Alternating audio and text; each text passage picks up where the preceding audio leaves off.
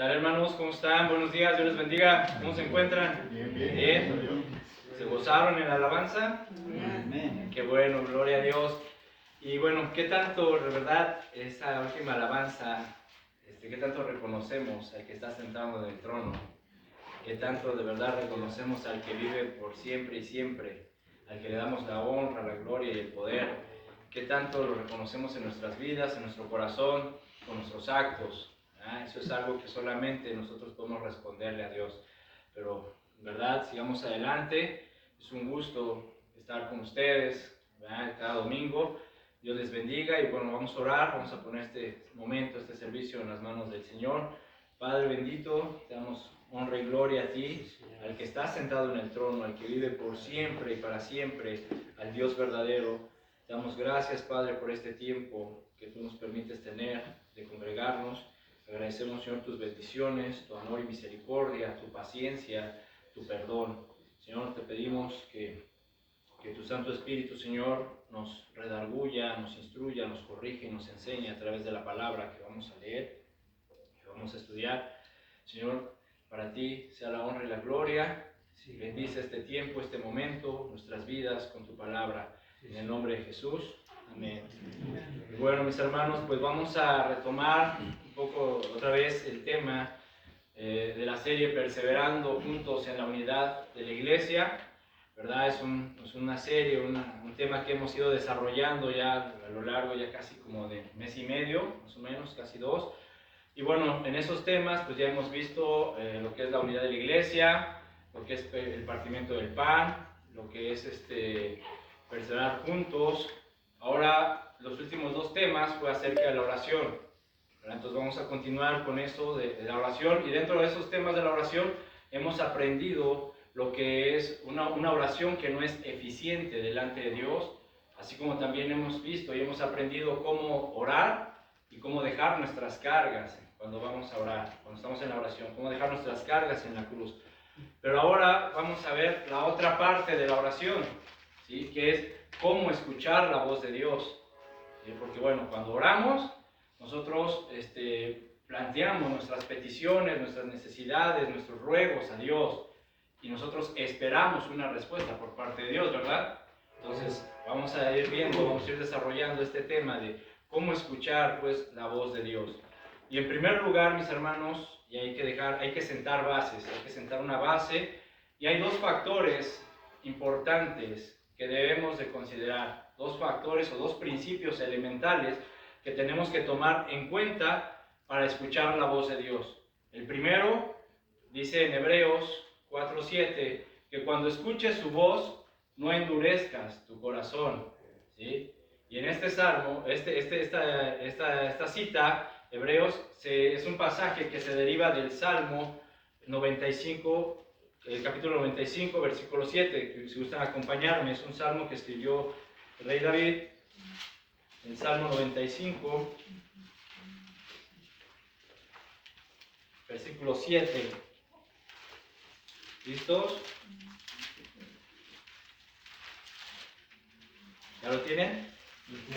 Bien, dice, porque Él es nuestro Dios, nosotros el pueblo de su prado y ovejas de su mano. Atención a ese punto, ovejas de su mano.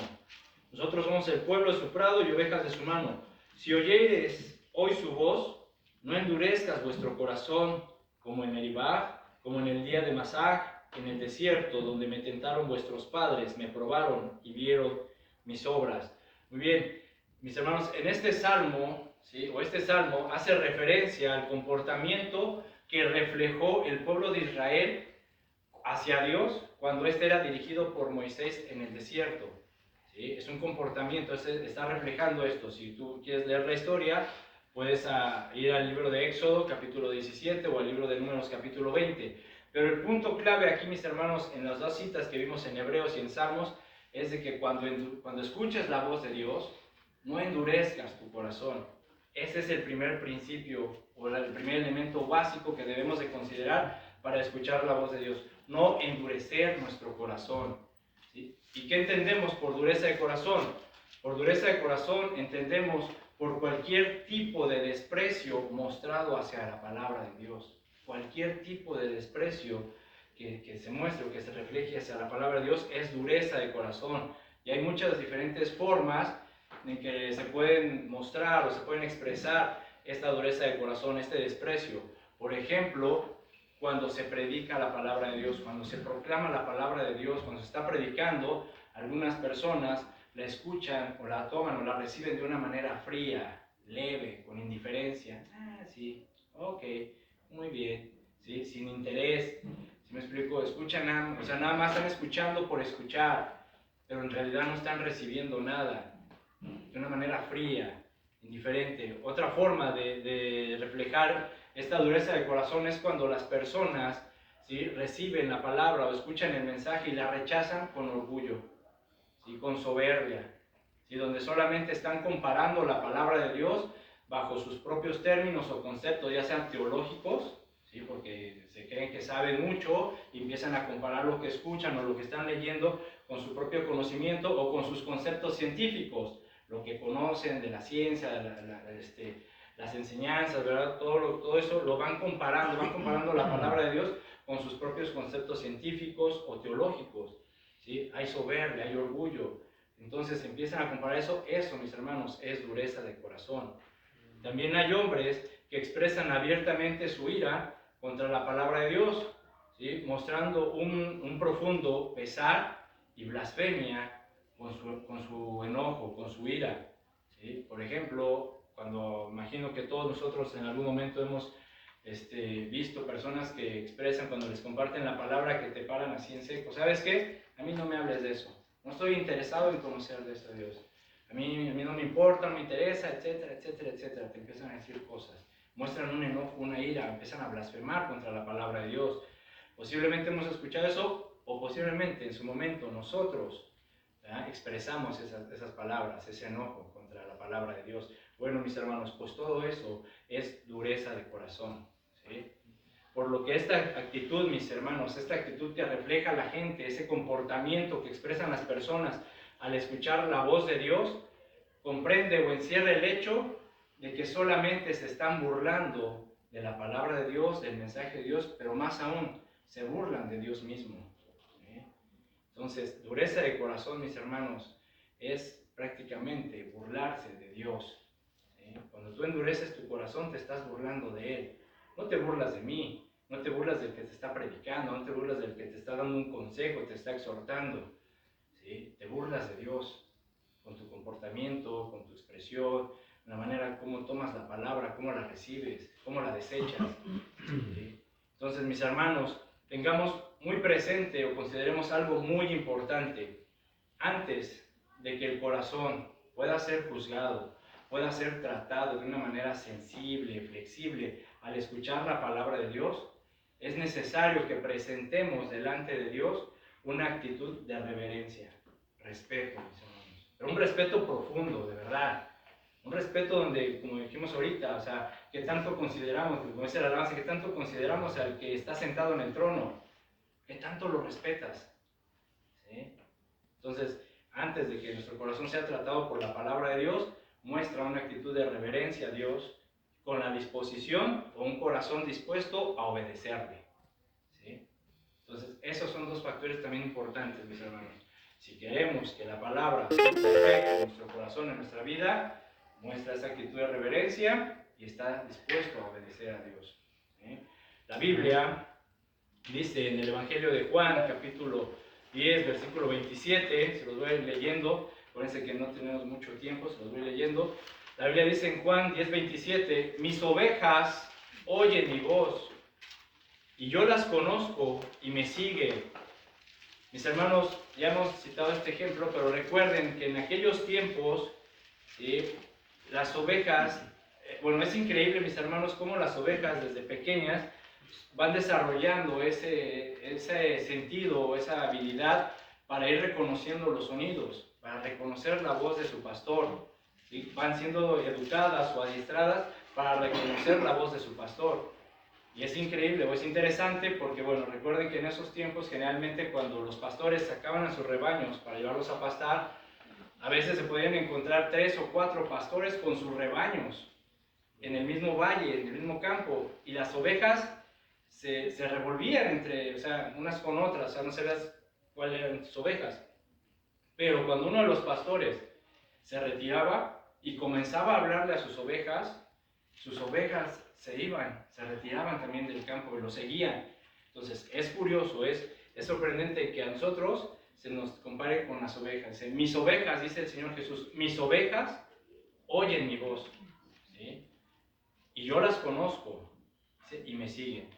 Esto nos da a entender, mis hermanos, que los discípulos de Jesús, los que no endurecen su corazón, los que tienen esa actitud de reverencia, esa disposición para obedecerlo, es garantizado, mis hermanos, que escuchan la voz de Dios. O sea, ellos lo escuchan, ¿sí? Sus discípulos. Los que no endurecen el corazón, pues los que están dispuestos, dice, mis ovejas oyen mi voz. Entonces, los verdaderos discípulos de Dios, de Jesucristo, escuchan la voz de Dios. Pero también, mis hermanos, algo muy importante, que no solamente la escuchan, sino que saben identificar que es la voz de Dios. ¿Sí? Sin embargo, mis hermanos, para poder lograr todo esto, ¿sí? Es decir, para poder no endurecer tu corazón, para poder mantener esa actitud correcta delante de Dios, para poder escuchar su voz, primero debemos descubrir, reconocer y aceptar nuestra identidad. Y ese es, mis hermanos, el segundo elemento básico para escuchar la voz de Dios. Tenemos que descubrir, reconocer y aceptar nuestra identidad. ¿Quiénes somos? ¿Sí? ¿Quién eres? Acompáñenme al libro de Éxodo, por favor. Éxodo capítulo 4.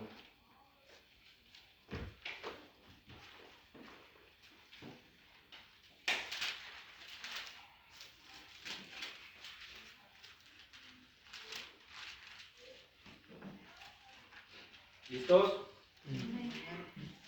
Vamos a leer Éxodo 4, versículo 1.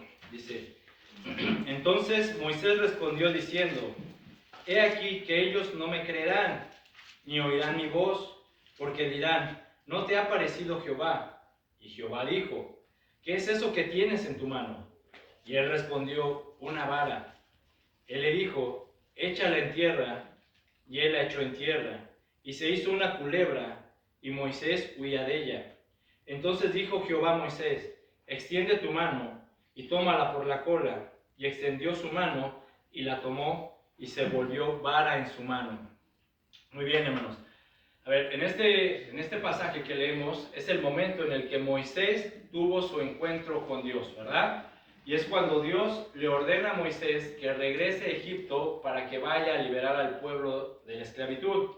Y en este pasaje que leímos, es cuando nos relata que la prueba que Moisés le pide a Dios para que el pueblo le creyera de que Dios lo había enviado y así lo pudieran escuchar.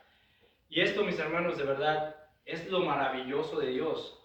¿Sí? Esto es increíble, es maravilloso, que cuando leemos su palabra, cuando realmente la escudriñamos, Dios en verdad nos revela cosas hermosas y muy valiosas. Vamos a ver. Dice, porque no solo Dios, mis hermanos, en este pasaje que leemos, no solo Dios le está dando esa prueba a Moisés que le está pidiendo, ni tampoco le está mostrando simplemente su poder a Moisés, decir, mira, yo soy Dios y ahí está. ¿Sí? Sino que Dios está tratando con Moisés y le está revelando su identidad. Es decir, Dios le está ayudando a Moisés a descubrir, a aceptar su identidad. ¿Quién es Él? ¿Sí? De acuerdo al relato que estamos leyendo, ¿qué es lo que tiene Moisés en su mano? Una vara, ¿verdad? Bueno, pues esa vara, mis hermanos, representa, o podríamos considerar que representa la identidad de Moisés. ¿Sí? ¿Quién es Moisés? ¿Quién era Moisés? ¿Sí? ¿Qué es Moisés en el pasaje? O sea, ¿qué estaba haciendo Moisés en el monte Sinaí? ¿A qué había ido Moisés? Había llevado a pastar a sus ovejas. Entonces, ¿quién era Moisés? Un pastor, correcto. Moisés era un pastor. ¿Sí? Entonces, esa vara estaba representando la identidad de Moisés. Moisés era un pastor. Pero esta vara, mis hermanos, también representaba o representa su estatus social o económico de Moisés. Porque recuerden que en esos tiempos las riquezas se medían conforme al número de animales que tú tenías, ¿sí? Acuérdense de Job. Ahí se hace una descripción, dice, Job era un hombre rico porque tenía cuantos camellos, ovejas, y se hace una descripción de todo lo que tenía Job. Entonces, las riquezas en ese tiempo se medían de acuerdo al número de animales, ¿sí? De rebaños que tú contabas. Entonces, Moisés se considera que era una persona que en ese momento, pues, tenía un estatus social, económico, pues, estable, ¿verdad? Desahogado, posiblemente no le faltaba nada, vivía tranquilo. Entonces, esa vara, mis hermanos, también representa el estatus social, económico de Moisés, sus recursos, vaya, ¿sí? Pero también, mis hermanos, esa vara representa en Moisés su influencia o su autoridad. Porque el momento en que Moisés nos dice que es un pastor, que lleva a pastar sus ovejas, sus rebaños, sus riquezas, ¿sí? Eso indica que Moisés también tenía influencia y autoridad en donde él vivía, en su casa, en su familia, en su pueblo, con su suegro Jetro, que él era el que se estaba encargado de los negocios, se puede decir. Entonces Moisés tenía influencia y autoridad. Entonces, mis hermanos, tenemos que ir descubriendo nuestra identidad, quiénes somos, tenemos que ir considerando nuestro campo de influencia, de autoridad que tenemos, así como también tenemos que ir descubriendo, aceptando lo que Dios ha puesto en nuestras manos, nuestros recursos. Otro ejemplo para ilustrar un poco más esto de descubrir su identidad y su autoridad, lo podemos encontrar en el apóstol Pablo, ¿sí? En Romanos capítulo 1, versículo 1, se los leo de una versión sencilla, Dios habla hoy, dice el versículo, dice, los saluda Pablo, bueno, lo espero, pues, es que como por el tiempo, pues tenemos que ir más rápido, pero dice, me dicen cuando estén listos, Romanos 1, capítulo 1, versículo 1, yo se los leo de la versión Dios habla hoy, dice, los saluda Pablo, siervo de Cristo Jesús, llamado por él para ser apóstol y apartado para anunciar el evangelio de Dios. A ver, aquí Pablo entendió y nos señala, nos presenta su identidad, ¿sí? ¿Quién era Pablo? Siervo de Cristo, apóstol de Jesús, apartado para el evangelio de Dios. Entonces Pablo, mis hermanos, había reconocido, había aceptado su identidad, había descubierto su identidad. Yo soy siervo de Cristo, soy un apóstol dedicado a la obra de Dios, ¿sí? También Pablo entendió o descubrió su grado de influencia o de autoridad.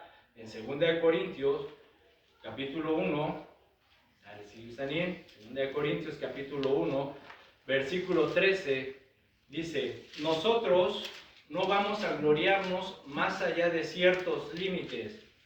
Dios es quien señala los límites de nuestro campo de trabajo, ¿sí? Y Él nos permitió llegar hasta ustedes en Corinto.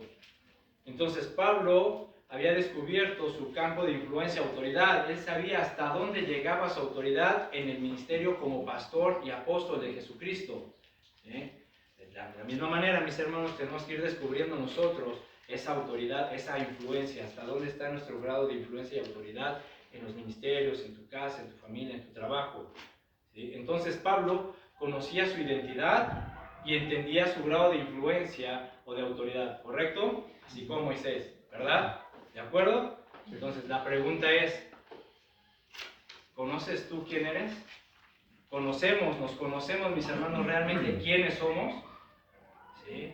Pero no solamente como cristianos, hijos de Dios, porque vos dices, yo soy un hijo de Dios, sí, pero te conoces más allá, o sea, quién eres en la vida, ¿sí? Porque, mis hermanos, en verdad, lo que nosotros hacemos tiene que ver con lo que nosotros hacemos en la vida. ¿Quién eres y qué haces? Es tu identidad.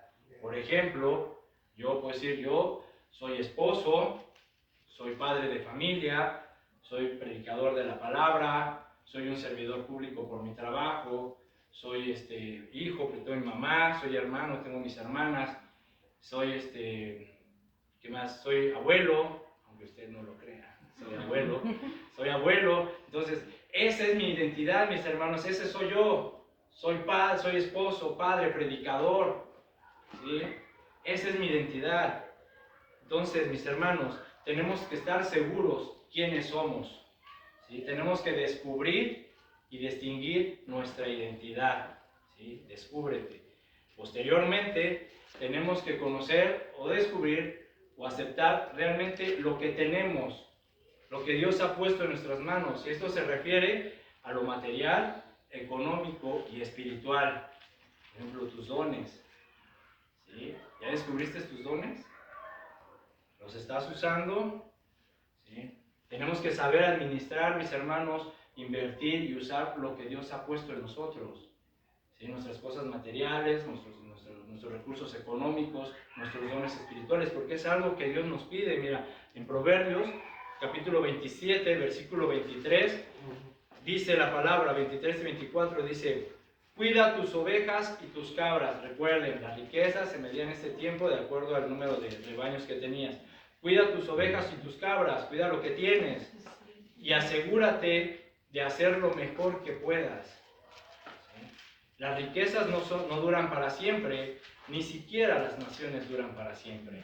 Entonces, mis hermanos, tenemos que descubrir, aceptar, reconocer lo que Dios ha puesto en nuestras manos, nuestros recursos materiales, económicos y espirituales. ¿Sí? Entonces, la pregunta es, ¿qué estás haciendo con lo que Dios te ha dado? ¿Sí? ¿Qué estás haciendo con tus dones? ¿Ya descubriste tus dones? ¿Los estás usando? ¿Los estás invirtiendo? ¿O los estás enterrando? ¿Sí? ¿Qué estás haciendo con lo que Dios puso en tus recursos materiales, económicos? ¿Los usas, los administras para la obra de Dios, para bendecir a otros? ¿O estás atesorando para ti? ¿O estás guardando debajo del colchón? ¿Sí? Entonces, mis hermanos, tenemos que ir viendo eso porque la palabra de Dios nos dice: administra, cuida lo que tienes. Pero cuidarlo no significa que nadie me lo quite. No, sino administralo bien, úsalo bien, ¿sí? Conforme a lo que Dios te pide. Ahora, como lo mencionamos hace un rato, lo hermoso de la Biblia, mis hermanos, lo extraordinario de la palabra de Dios, lo extraordinario de Dios mismo, es que cuando tú lees y ves en la palabra que Dios hace un milagro, ¿sí? No lo hace, mis hermanos, Dios para buscar el reflector, para brillar. Tampoco Dios lo hace para pantallar o para presumir. Por supuesto que no. Cuando leemos que Dios hace un milagro, Dios lo hace para enseñarnos, para mostrarnos algo de verdad, de mucho valor. Miren, analicemos un poco más el pasaje de Moisés de Éxodo, ¿sí? Moisés entonces tenía en la mano, ¿qué? Una vara, ¿verdad? Un callado de pastor, un palo, un pedazo de madera, un bastón. ¿Y qué pasó con ese palo? Se convirtió en serpiente, perfecto, pero más allá, o sea, obviamente un palo lo convierte en serpiente, pero ¿qué implica o qué implicó esa conversión, esa transformación de un palo a una serpiente? ¿Qué es lo que implica? ¿Qué es lo que encierra esa transformación? ¿Sí? Que de algo que no tenía vida, Dios le dio vida. ¿Sí?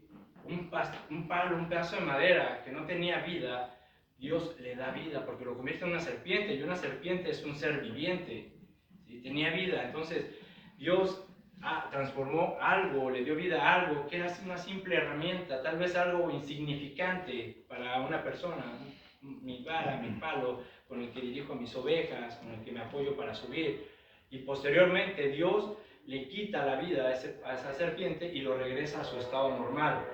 Entonces, mis hermanos, ¿qué podemos aprender? ¿Qué podemos deducir? ¿Qué es lo que Dios nos puede decir a través de esto? ¿Sí? Que si nosotros le entregamos a Él lo que está en nuestras manos, si le entregamos a Dios nuestra identidad, si ponemos en Él nuestros recursos, si le cedemos nuestra autoridad o influencia, dice Dios: si tú me entregas y confías todo lo que eres, entonces yo le daré vida a todo eso, le daré propósito, será de bendición, ¿sí? Dejará de ser algo simplemente insignificante, ¿sí? Mira, mi hermano, qué interesante, ¿sí? Que la Biblia, a partir de ese momento, a partir de ese milagro, la Biblia le deja de llamar la vara de Moisés, ¿sí? Y la reconoce o se señala como la vara de Dios. A partir de ese momento. Por ejemplo, en Éxodo 4:20, esto es 4:20, después de ese suceso, dice: entonces Moisés tomó su mujer y sus hijos y los puso sobre su asno y volvió a la tierra de Egipto. ¿Qué dice? Tomó también Moisés la vara de Dios en su mano. ¿Por qué no dijo a él? Tomó también Moisés su vara de pastor. Tomó Moisés la vara de Dios en su mano. Éxodo 17:9. Y dijo Moisés a Josué: escógenos varones y sal, pelea con Amalec. Mañana yo estaré sobre la cumbre del collado y la vara de Dios en mi mano. Mis hermanos, esa vara, ¿sí?, fue la misma vara con la que se partió el mar en dos. Fue la misma vara que convirtió el Nilo en sangre. Fue la misma vara que sacó agua de la peña. La misma que oscureció el sol. Por lo tanto, mi hermano, esa vara no era un pedazo de madera especialmente bendecido, ¿sí? Era algo especial, era algo diferente. Esa vara era un instrumento, era una herramienta o un arma, si lo quieres considerar así, en la mano de un siervo de Dios, ¿sí?, que le creía y le obedecía. ¿Sí? Esa vara era la vara de Dios. ¿Sí? Qué curioso, ¿no? Que después del milagro, donde Dios le da vida a algo que no tenía vida, ahora se le conoce como la vara de Dios. Y eso, mis hermanos, es lo que Dios de verdad quiere hacer con cada uno de nosotros, con cada uno de sus hijos. Que dejemos de ser una simple vara, un simple hombre, un simple cristiano, ¿sí?, y que nos convierta en un instrumento que traiga vida y bendición a los demás. ¿Sí? Ya dejemos de ser un simple cristiano, un simple hombre. ¿Sí? Permitamos que Dios trabaje en nuestras vidas y que nos convierta realmente en un verdadero instrumento de Él, un arma en sus manos. ¿Sí? La vara de Dios, el siervo de Dios. ¿Sí? Pero primero, mis hermanos, para eso hay que entregarle todo a Dios o entregarnos por completo a la voluntad de Dios, como tú lo quieras tomar. ¿Sí? Pero hay que entregarnos todo a Dios. Miren, en Marcos 8:34, el Evangelio de Marcos,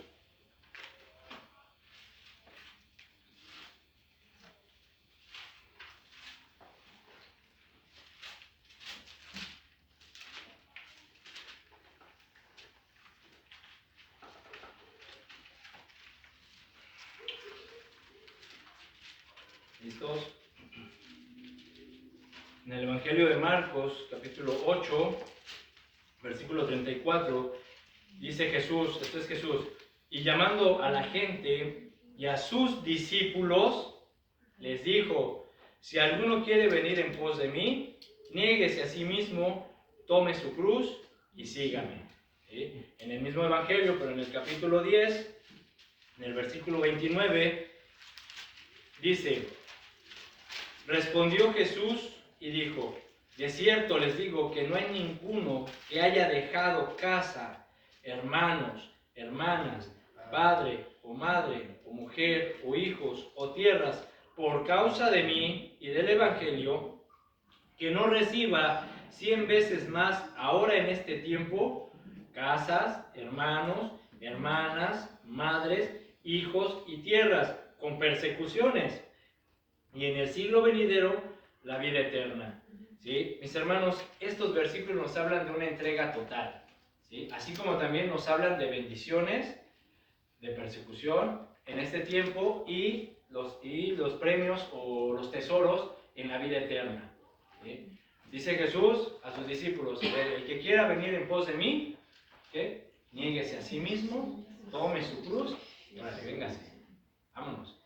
¿Sí? Dice en este último versículo, dice que en verdad, dice, de verdad se los digo que no hay nadie que haya dejado algo por causa de mí, del Evangelio, que no reciba también en este tiempo bendiciones, obviamente también persecución y en la vida eterna. Entonces, mis hermanos, ¿estamos dispuestos a entregarle a Dios todo lo que Él nos ha dado? ¿Estamos dispuestos a entregarle a Dios lo que somos? ¿Sí? O sea, es una pregunta que tú le tienes que responder a Dios. ¿Estás dispuesto? ¿Sí?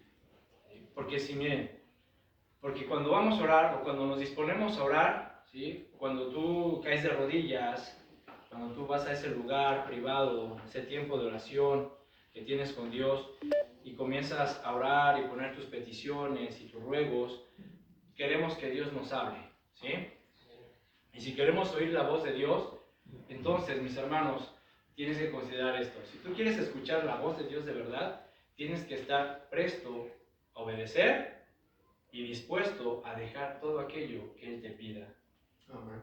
Si no, mis hermanos, tenlo por seguro que Dios no te va a hablar, o posiblemente Dios va a tratar contigo de otra forma para que puedas entender su voz, ¿sí? Pero si tú no estás resuelto, si tú no estás decidido a obedecer, ¿sí? Si tú no estás decidido a dejar a todo aquello que Dios te pida, ¿sí? Si tú eres de las personas que dices, bueno, a ver, Dios, primero dime qué es lo que quieres, de qué se trata el asunto, y déjame ver si me conviene. Y si me conviene, pues yo te digo si sí o si no. ¿Sí? No, mis hermanos, no se trata de eso. Aquí dice claramente que la entrega es total. Si tú eres discípulo de Cristo, si quieres ir en pos de Él, niégate. Toma tu cruz y síguelo. Si tú estás dispuesto a dejar lo que Él te pida que dejes, ten por seguro que Dios también te dará bendición, junto con persecución. Eso no lo podemos dejar. Pero sobre todo, mis hermanos, vas a tener tesoros en la vida eterna, ¿sí? Entonces, mis hermanos, yo te dejo con esto, ¿sí? Y como dice el Señor, si tú quieres oír mi voz, decídete a obedecer y a entregarme todo lo que yo te diga. Decídete a entregarle a Dios lo que eres, ¿sí? Lo que tú eres, todo, tu identidad, tu influencia, los recursos. Ponlos en sus manos, mis hermanos. Pero te aseguro que, como dice aquí, que no te faltará nada. Porque Dios tiene cuidado de los que le temen. Amén. Amén. Vamos a orar. Señor, te damos gracias, Padre, por esta palabra. Te damos gracias por este tiempo, Señor. Te pedimos, Padre, que nos ayudes. Primero que nada, que nos perdones. Perdónanos, Señor, por nuestras faltas, por nuestros pecados. Perdónanos, Señor, porque a veces, Señor, no respondemos, no estamos prestos a obedecerte, no somos sensibles a tu voz, porque a veces endurecemos nuestro corazón, porque nuestra actitud no es la correcta delante de ti, porque a veces nos cuesta trabajo desprendernos de cosas que realmente son cómodas para nosotros. Como aquel joven rico, Señor, que dijo, Señor, yo te quiero seguir, y tú le dijiste, vende todo lo que tienes y sígueme. Y no quiso, se entristeció, porque tenía toda su estabilidad, su paz, su seguridad puesta en sus riquezas.